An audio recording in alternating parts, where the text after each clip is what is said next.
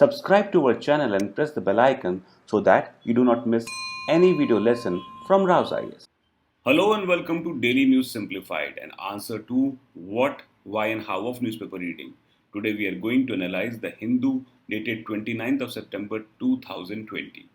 Displayed on the screen is a list of articles that we are going to discuss today. Timestamping for the same has been provided in the description of the video. Let's begin our analysis.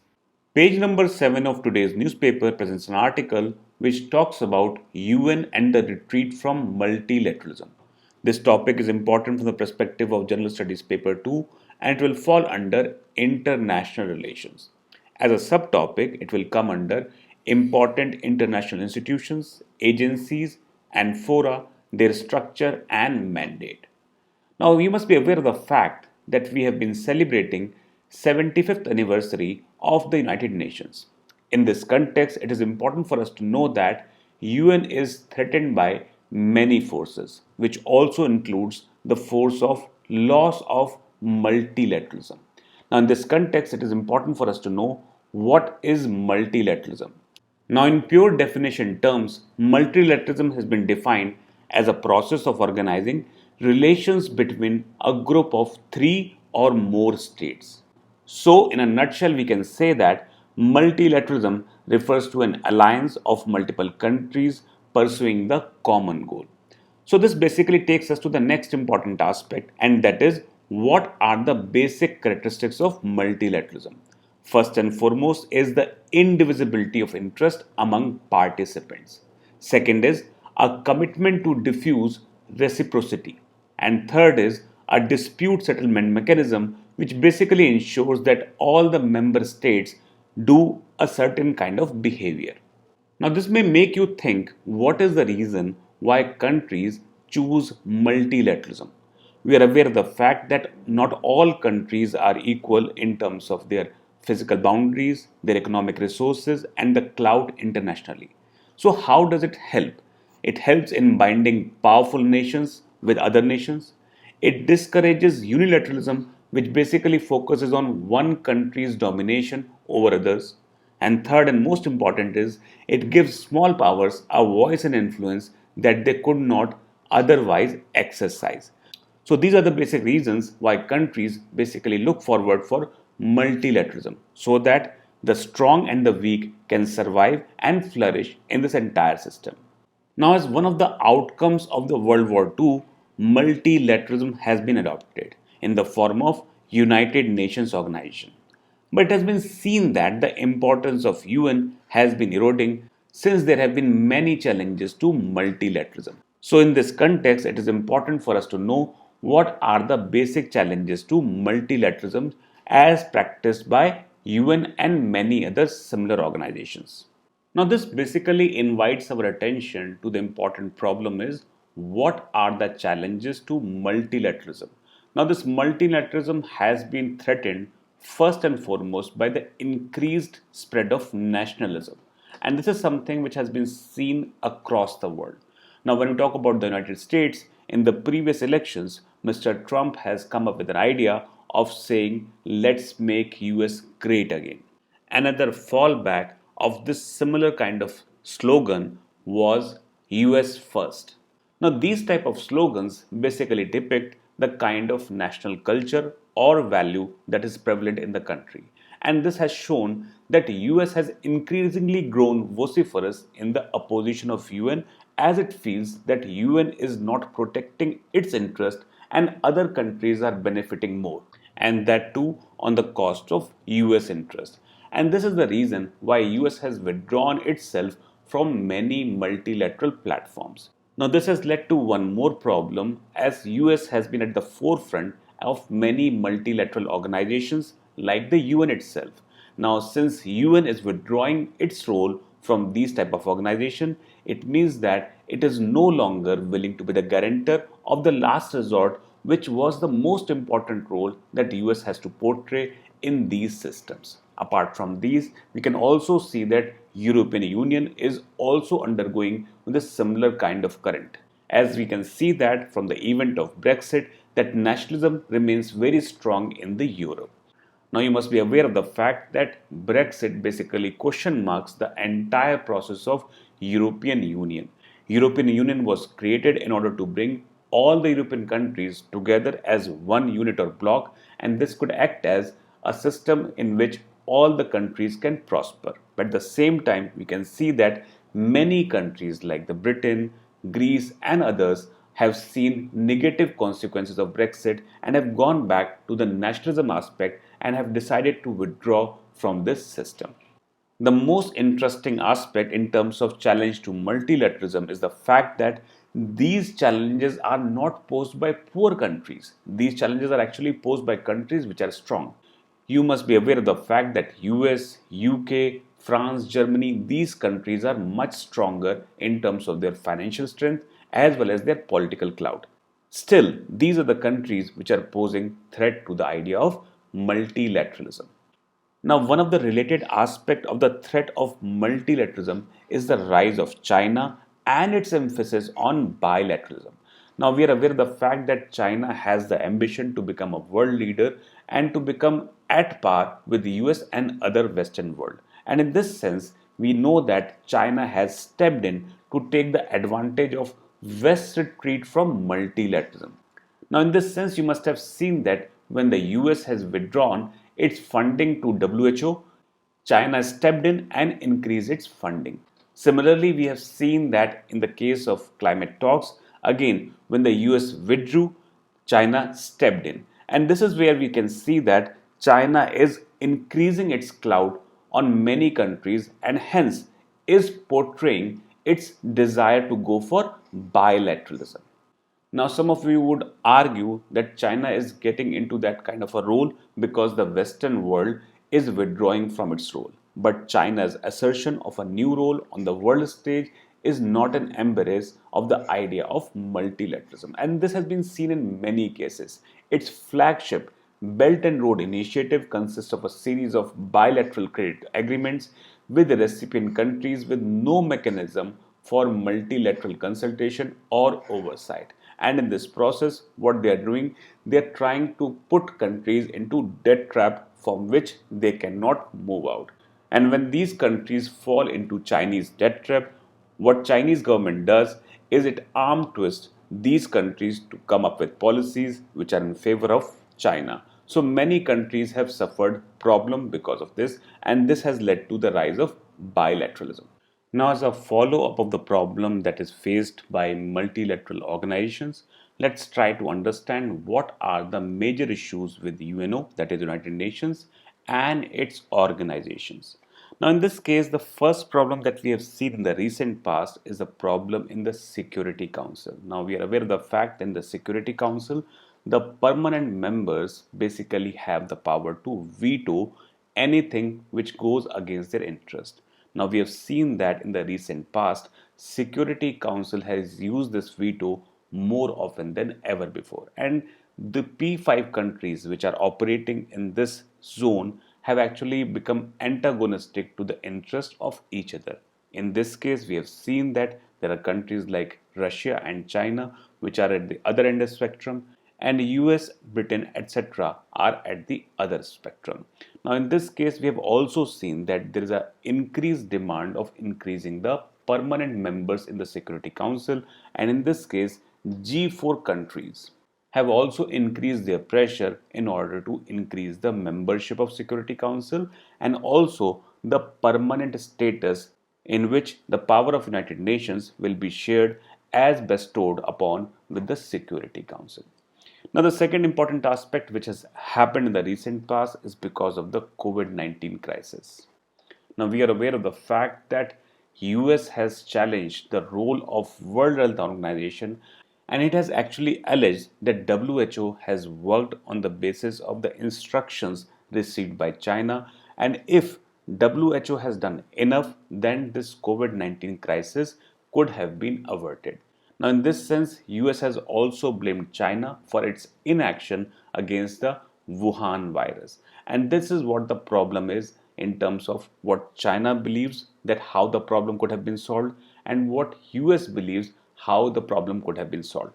And hence we have seen that on many multilateral platforms, US has withdrawn and China has stepped in. But this has led to bilateralism and not multilateralism. Third and most important aspect is WTO has failed to conclude the negotiations of Doha Agenda. And you must be aware of the fact that these negotiations started way back in 2001. Now, since we are talking about these negotiations, more than 19 years have passed, and still there is a lot of things which are debatable at the WTO, and hence the dispute settlement mechanism is also as at receiving end. Now, we have also seen that the complex architecture of arms control set up at the end of Cold War is threatened by dismantling of Iran's nuclear deal. So we can see that this is a problem which is coming up. Now, multilateral efforts to address the climate change have also made only symbolic process because the major polluters in this case is US and it has withdrawn from these climate change talks. And this is the reason why we do not see any kind of result coming out of these talks anytime soon. This will lead to dilution of sustainable development goals. And if this happens, it will mean that the world will collectively fail because of unilateralism and lack of multilateralism. Another problem which has emerged in the recent past is related to internet and control of knowledge. Now, world has seen internet as a mechanism through which it will become the greatest leveler of human civilization. But at the same time, few private companies are hoarding data exponentially, and authoritarian states are misusing it as a tool of surveillance and repression. Now, we have seen that in the recent past, Indian government has imposed ban on many Chinese apps. We've also seen that while dealing with Hong Kong crisis, China has also utilized the system of suppressing news on internet. Apart from that, there have been issues like 5G technology and prominence of Huawei in this entire schemes. Many countries have cited that they feel threatened by the domination of Chinese company in the 5G, where the Chinese company is controlled by the Chinese government, and hence the internet and the related technology sphere has seen a lot of problems in the recent past. Now, we have seen that multilateralism is at the receiving end. There have been many problems, and institutes like UN are suffering. Now, in the continuation of the discussion that we have gone forward so far, we need to actually focus on important issue of finance as well. Now, UN is an international organization whose offices are scattered across the world, and hence finance is a very important aspect for running smoothly. Now, UN performs multiple type of activities. It actually manages many political missions, and it also takes care of many peacekeeping measures. Currently, there are 40 peacekeeping missions and political missions which are going on, and this basically requires resources to run.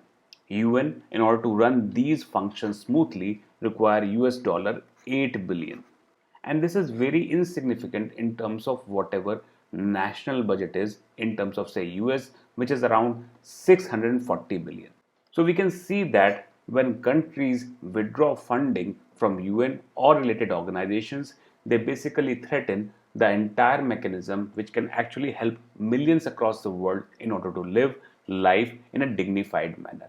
Apart from that, UN actually takes care of many humanitarian assistance, development works, and budgets of specialized agencies are also based on voluntary contributions.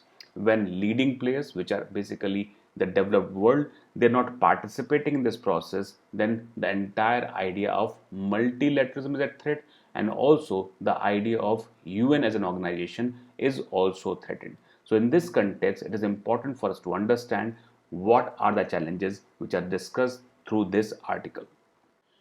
There is a small article on page number 14 which is very important from the perspective of prelims examination, and we should understand the term which is highlighted in this particular topic.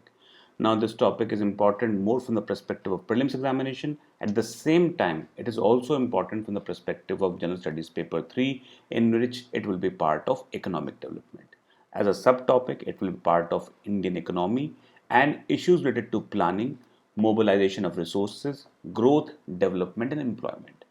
Now, you might be aware of the fact that in March 2020, because of the economic condition, then the RBI has increased the borrowing limit for scheduled banks under the marginal standing facility. Now, it is also important for you to know that this particular facility was a temporary measure and the objective was to enhance liquidity position of banks. The RBI assumed that this policy will get over by September 2020 and the situation would be much better. However, as the country and the entire world is reeling under COVID-19 pandemic, RBI has decided to extend the deadline for enhanced borrowing limit by an additional 6 months. It means that this will get over by 31st of March 2021. So now let's train our attention to understanding the marginal standing facility. Now, first and foremost, it is a tool which is used by banks to borrow money from RBI on an overnight basis. So the objective is to basically maintain balance with the bank in the right perspective, means as per the guidelines issued by the central bank. This is much similar to repo transaction. So this is the idea that margining standing facility basically aids the idea of repo transaction. It uses the basic concept on the similar pattern. In the case of repo, the banks use government security. So this is where it is highlighted. When you talk about the repo, it basically uses government security, which are not part of the SLR, that is the defining element. So please keep this in mind when we talk about the repo, it uses government securities which are outside the SLR. And this is also a difference between MSF, that is marginal standing facility, where government security which are part of SLR can be used as the collateral for borrowing. So this is what the difference is. Now, when we talk about the coming examinations, whether we talk about the prelims examination, these type of differences are very important from the perspective of examination. Since the banks use government securities which are part of SLR, under MSF, the RBI imposes limit on borrowing. Earlier, the banks can borrow up to 2% of their deposits, but now the limit has been enhanced to 3% on March 2020. Apart from that, this borrowing limit would now be applicable till 31st of March 2021. So this is the important aspect in terms of marginal standing facility that you should know.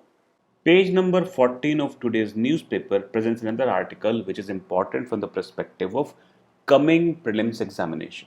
This topic relates to Indian economy, and we need to understand that Engineering Export Promotion Council of India, that is EEPC, has declared that export of engineering goods has declined by over 18% between April to August 2020.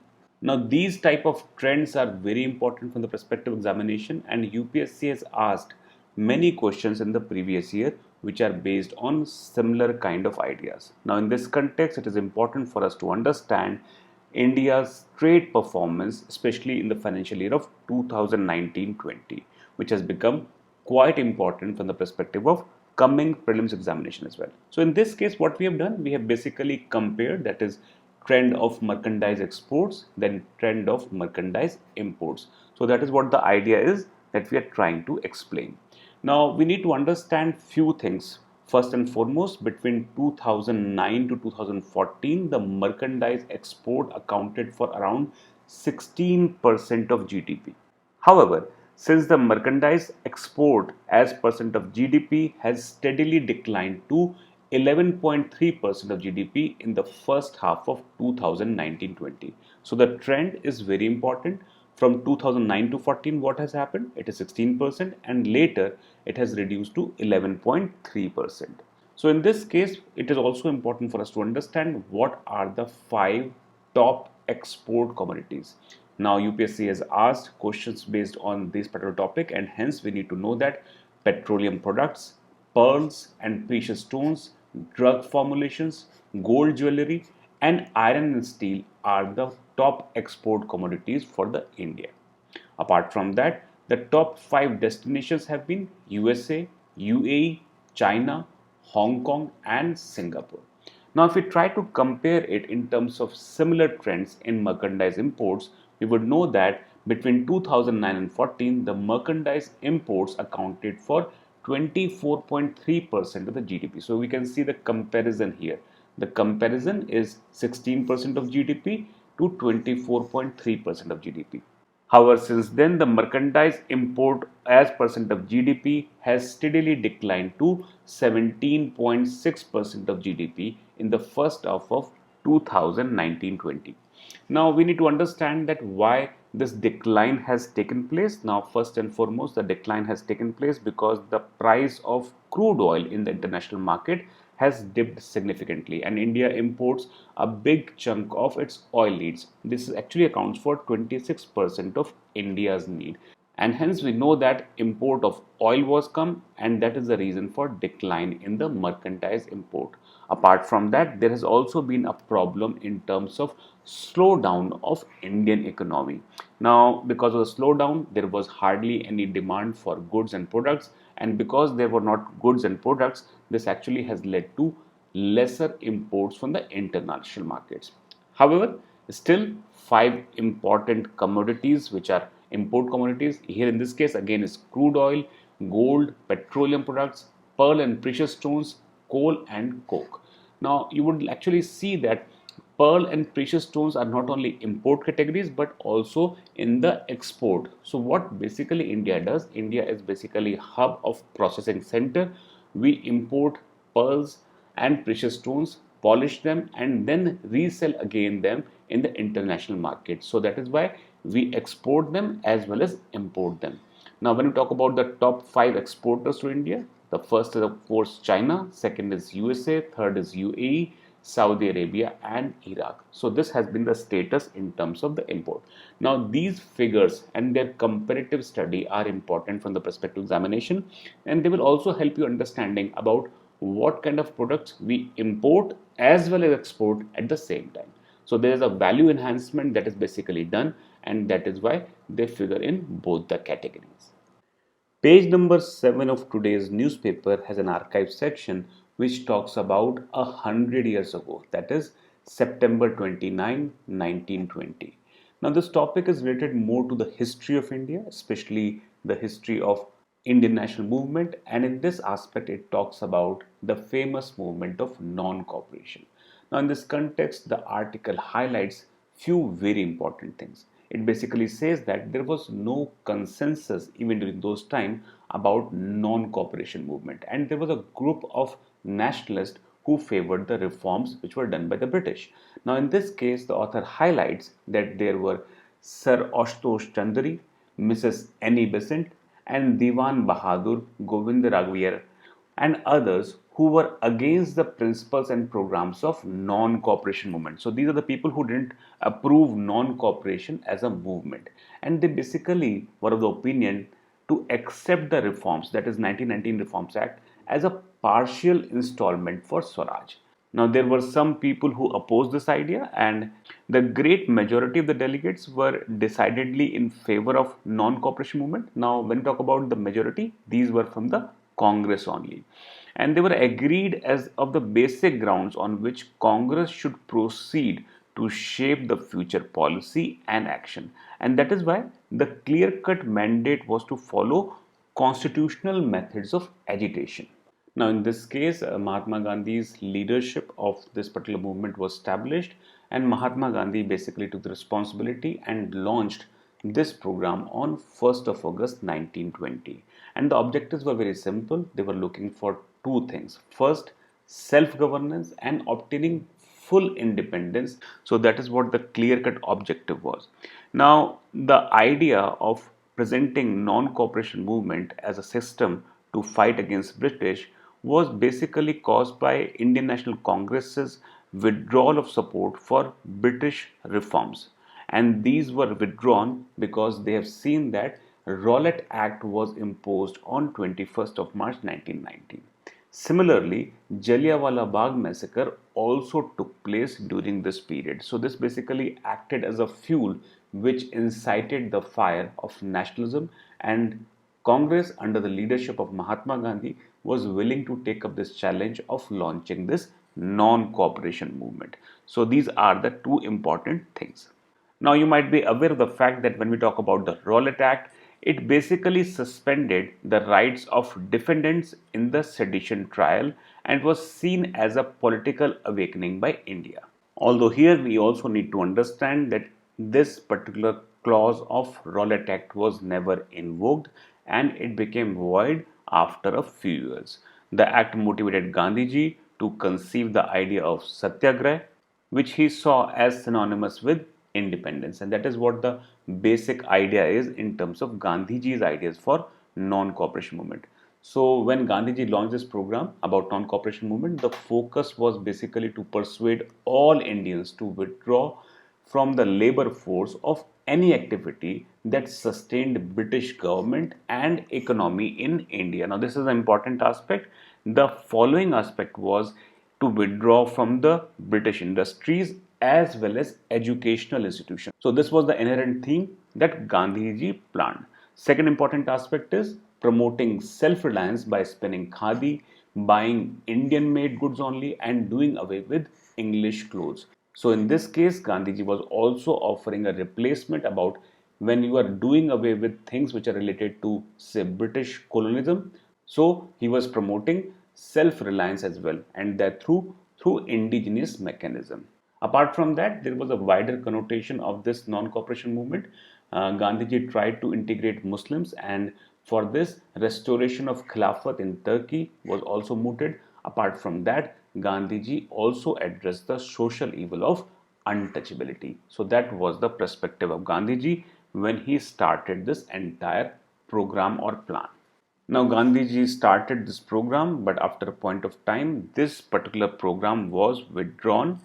And at that time, many nationalists believed that non cooperation movement should not have been stopped due to isolated incidents of violence because something happened in Chauri Chaura, which is in Gorakhpur district, where people, enraged people, actually torched a police station, and Gandhiji felt that we are not yet ready with the mechanism of non-violence to deal with this kind of a situation. Gandhiji was of the opinion that if we carry on with our tools in which violence is also accepted, so violence can be countered by bigger violence for which British people have bigger resources. So this is what the idea was in terms of Gandhiji's approach for non-cooperation movement. So it was launched in 1920 and was withdrawn on February 1922. With this, we have reached to the question of the day. Now, today's question of the day is derived from our discussion on non-cooperation movement.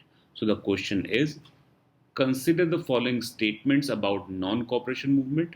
First statement is, non-cooperation movement was withdrawn because of occurrence of violence in some places. Second statement is, social evil of untouchability was also targeted through the movement. So we are talking about the non-cooperation movement. Now in this question, we have to identify which of the above statements are correct. Option A is 1 only, option B is 2 only, option C is both 1 and 2, and option D is none of the above. Now, as far as the question of the previous day, that is 28th of September 2020, the correct answer is option C, that is both 1 and 2.